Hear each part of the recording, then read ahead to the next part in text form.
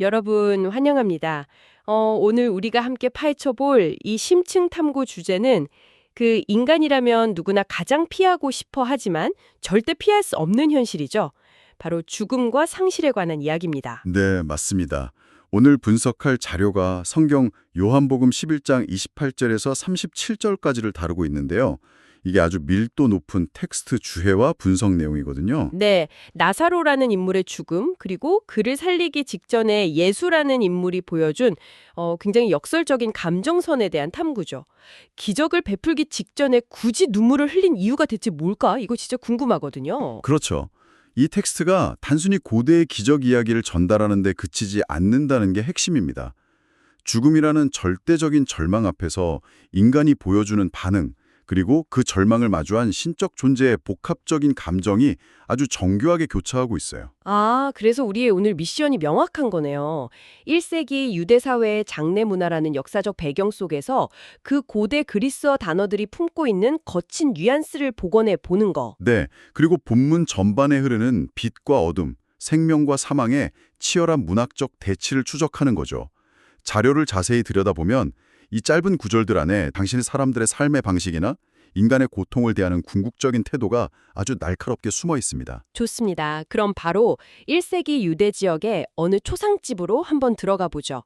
본문의 배경이 되는 베단이라는 마을, 지금 아주 무거운 죽음의 공기에 짓눌려 있잖아요. 네, 자료에 묘사된 당시의 장례 문화를 보면 현대 우리가 익숙하게 하는 정적이고 차분한 애도의 분위기랑은 거리가 아주 멉니다.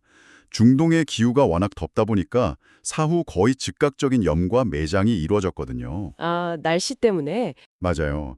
그리고 장례는 대단히 소란스럽고 공개적인 방식으로 진행됐습니다. 아무리 가난한 집안이라도 최소 2명의 피리 부는 사람, 그리고 1명의 전문 애곡자를 고용해서 장례 내내 곡소리가 안 끊기게 하는 게 엄격한 관례였으니까요. 피리 부는 사람에 전문으로 우는 사람까지 고용했다면 동네 전체가 막 떠들썩했댔네요. 그 시끄러운 곡소리가 고인을 향한 예우이기도 했지만 동시에 그 공간이 죽음의 권세 아래 완전히 장악됐다는 걸 청각적으로 선언하는 장치이기도 해요.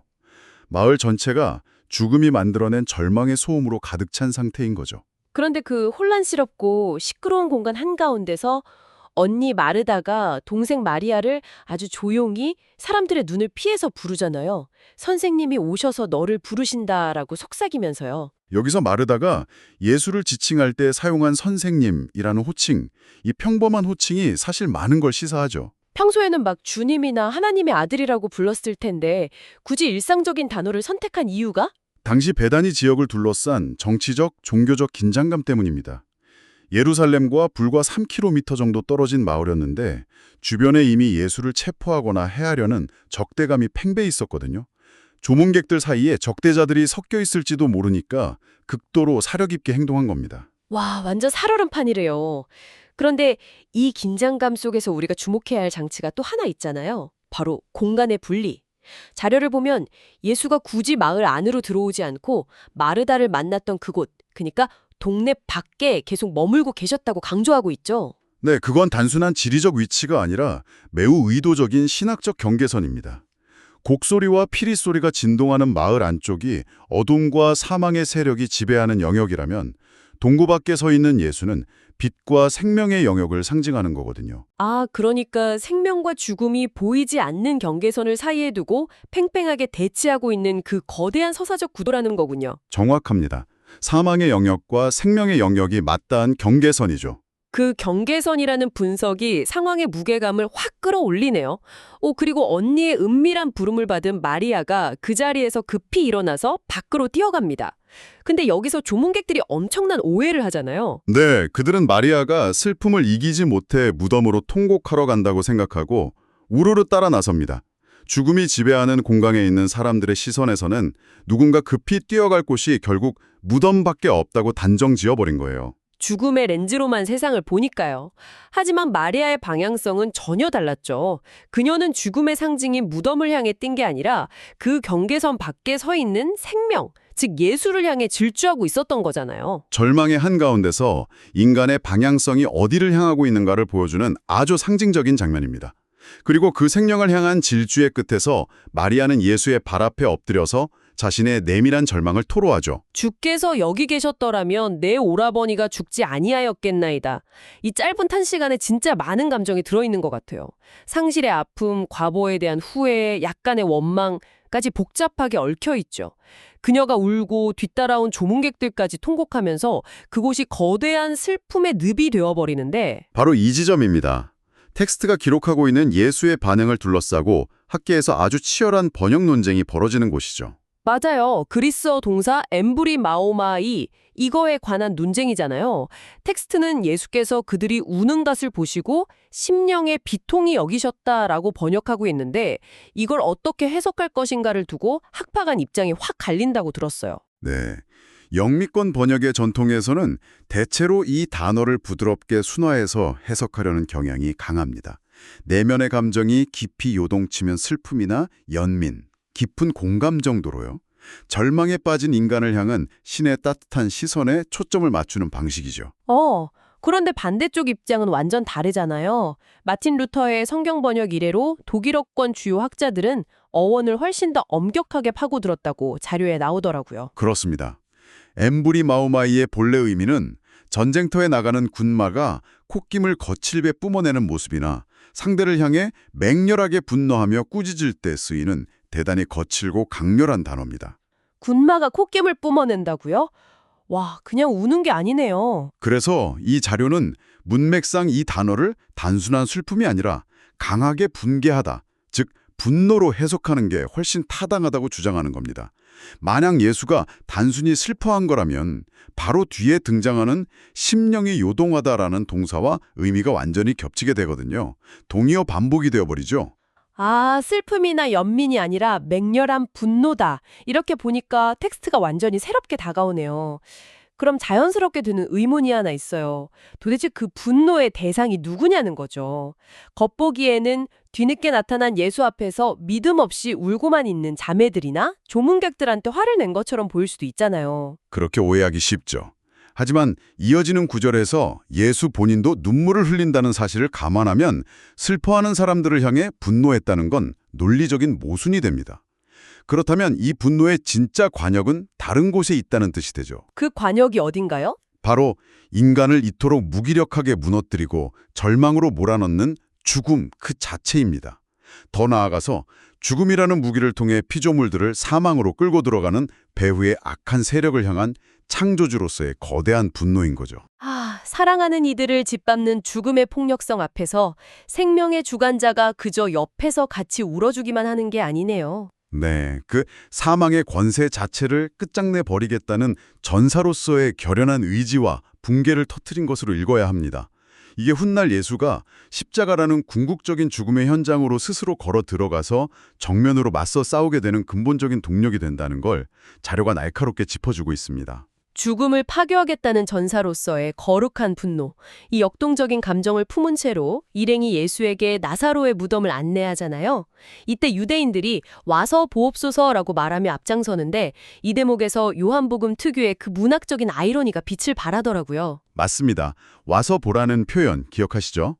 요한복음 1장에서 예수가 처음 제자들을 부를 때 그들을 생명과 빛의 세계로 초청하며 썼던 아주 상징적이고 긍정적인 초대장이었습니다. 네, 생명의 초대장이었죠. 그런데 지금 이 순간에는 정반대의 용도로 사용되고 있어요. 빛을 향해 열려있던 문장이 이제는 생명 그 자체인 예수를 칠흑 같은 어둠과 죽음의 냄새가 진동하는 무덤 속으로 끌고 들어가는 초청장으로 변모한 거잖아요. 사람들이 생명의 주관자를 가장 깊은 사망의 현장으로 안내하며 와서 보라고 말하는 이 뼈아픈 역설, 이게 바로 빛과 어둠이 교차하는 이 텍스트의 긴장감을 최고조로 끌어올리는 장치입니다. 그리고 바로 그 무덤으로 향하는 길목에서 성경 전체를 통틀어 가장 짧으면서도 가장 압도적인 구절이 등장하죠. 35절, 예수께서 눈물을 흘리시더라. 네, 방금 전까지 죽음을 향해 맹렬한 분노를 터뜨리셨던 분이 그리고 이제 곧 자신이 기적을 일으켜 죽은 자를 살려낼 것을 완벽하게 알고 계신 분이 굳이 이 타이밍에 눈물을 흘립니다. 결과가 해피엔딩이라는 걸 뻔히 아는데도 과정에서 운다는 게 인간적인 관점에서는 참 모순적인 상황이거든요. 이걸 이해하려면 여기서 사용된 그리스어 단어의 독특성을 다시 살펴봐야겠죠. 이 지점이 번역의 묘미를 제대로 보여주는 곳입니다.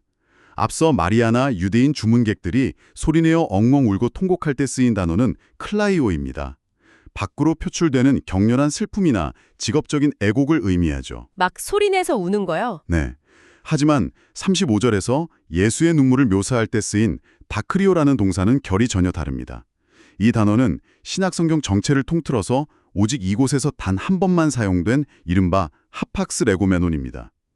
소리내어 통곡하는 게 아니라 아무 말 없이 조용히 눈물을 뚝뚝 흘리는 모습을 묘사하는 단어예요. 소리내어 통곡하는 무리들 한가운데서 홀로 고요하게 흘리는 단 한 번의 눈물. 와, 진짜 압도적이네요. 이 침묵의 눈물은 단순히 친구를 잃어버린 개인적인 상실감 이상의 무게가 있는 거잖아요. 그렇죠.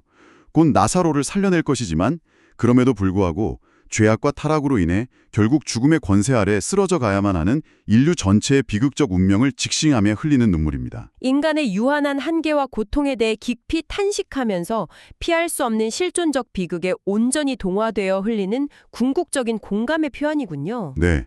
분노와 공감이라는 언뜻 양립하기 힘든 두 감정이 눈물이라는 결정체 안에서 완벽하게 융합되는 순간입니다. 생명의 창조주가 피조물의 죽음 앞에서 침묵으로 우는 이 장면, 주변 사람들에게는 진짜 낯설고 해석하기 어려운 광경이었을 것 같아요. 그래서인지 이 눈물을 지켜보는 군중들의 반응도 두 가지로 극명하게 갈라지잖아요. 맞습니다. 한쪽에서는 그 조용한 눈물 속에서 보라, 그를 얼마나 사랑하셨는가라며 인간적인 동정과 연민을 읽어내죠. 하지만 텍스트는 곧이어 터져나오는 다른 한쪽의 날카롭고 냉소적인 목소리에 더 큰 비중을 둡니다. 맹인의 눈을 뜨게 한 이 사람이 그 사람은 죽지 않게 할 수 없었더냐? 바로 이 질문이죠.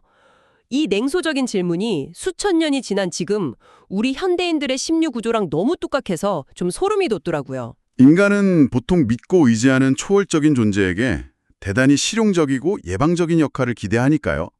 내 삶이 무너지기 전에, 고통의 나락으로 떨어지기 전에 미리 개입해서 문제를 차단해주기로 원하는 심리죠. 당신이 전능하다면 왜 내 비극을 사전에 막아주지 않았어? 하는 원망이잖아요. 결국 신적인 능력을 철저히 나의 현실적 안위와 편의를 위해 길들이려는 인간의 본성적인 욕망이 그대로 드러나는 거네요.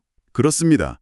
군중들은 당장 눈앞의 고통을 유예시켜줄, 말하자면 문제를 미연에 방지하는 유지보수 관리자, 혹은 즉각적인 현실 개선자로서의 영웅적 메시아를 원했습니다.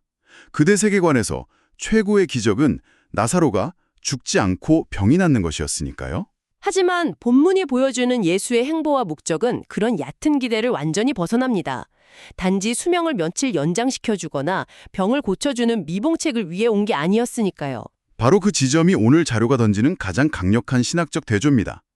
사람들은 고통이 없는 현상 유지를 원했지만 예수는 죽음이라는 절망의 가장 밑바닥으로 끌고 들어가서 죽음 자체를 파괴하고 영원한 생명을 끌어올리는 훨씬 거대한 구원의 그림을 그리고 있었던 거죠. 당장의 현실적인 안위를 넘어서서 궁극적인 승리를 통해 하나님의 영광을 드러내는 것. 이게 바로 군중의 원망과 냉소 속에서도 예수가 묵묵히 무덤을 향해 걸어간 이유라는 거네요. 인간은 자신의 좁은 시야와 시간표에 갇혀 당장의 상실에만 매몰되지만 신적 존재는 그 상실 너머에 있는 근원적인 회복과 영광을 향해 움직이고 있다는 것. 사람들의 오해 속에서도 묵묵히 자신의 목적을 완성해 나가는 이 텍스트의 구조는 인간의 편협한 기대가 더 큰 진리를 어떻게 오독하게 만드는지를 탁월하게 보여줍니다. 자, 이제 오늘 다룬 이 깊고 방대한 텍스트의 여정을 정리해 볼 시간입니다.